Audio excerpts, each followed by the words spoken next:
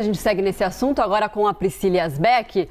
Pri, cadê você, Pri? Daqui a pouquinho você entra aqui na nossa tela para brilhar. Agora sim a gente pode conversar lindamente, não é isso, Priscila Yazbek?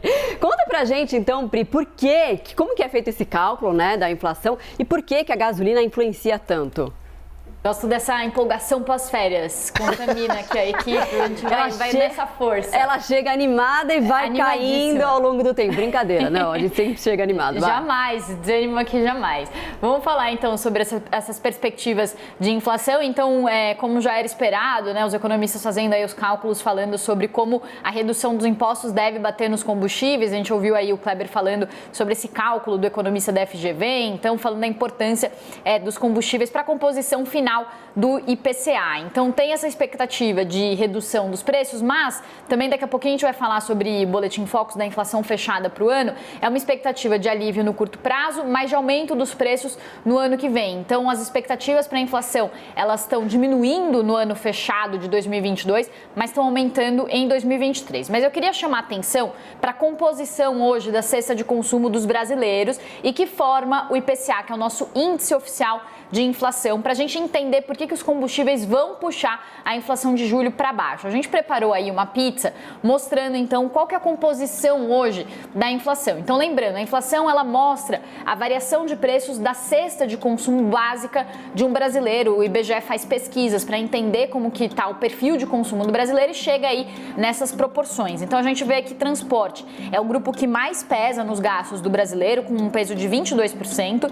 Depois vem alimentos e bebidas com peso de 21%, habitação com 15%, saúde com 12%. Então a gente vê aí que transportes, por exemplo, tem quase o dobro do peso hoje nos gastos do brasileiro do que saúde, por exemplo, e cuidados pessoais. E aí quando a gente detalha ainda mais o grupo de transporte e os combustíveis especificamente, a gente vai ver uma outra tela mostrando que a gasolina justamente tem um peso muito grande no dado final de inflação, porque a gasolina sozinha é um dos itens de maior peso no IPCA, tem um peso de quase 7% na inflação fechada. Os outros itens, então etanol, diesel e gás, por exemplo, eles têm um peso menor porque as pessoas usam menos esses combustíveis para abastecer os seus veículos. Por outro lado, o diesel, por exemplo, é importantíssimo pelo seu impacto indireto. Então ele não impacta diretamente na cesta de consumo do brasileiro, porque poucas pessoas têm carros movidos a diesel, mas impacta muito para o transporte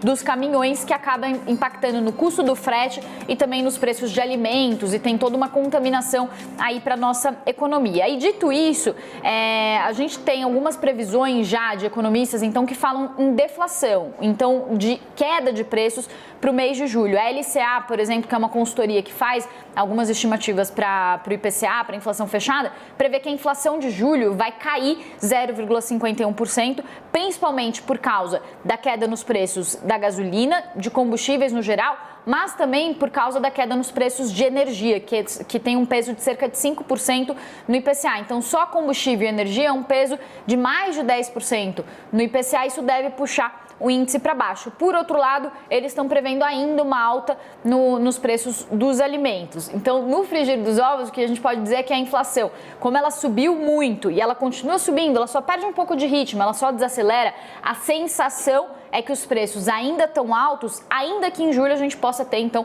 esse índice fechado caindo. Ainda assim, no ano fechado, a perspectiva hoje, então, segundo o Boletim Focus, de uma inflação em 7,5%, depois de uma inflação que passou dos 2 dígitos no ano passado, ainda é algo que pesa muito no bolso, mas com essa desaceleração aí prevista para esse ano.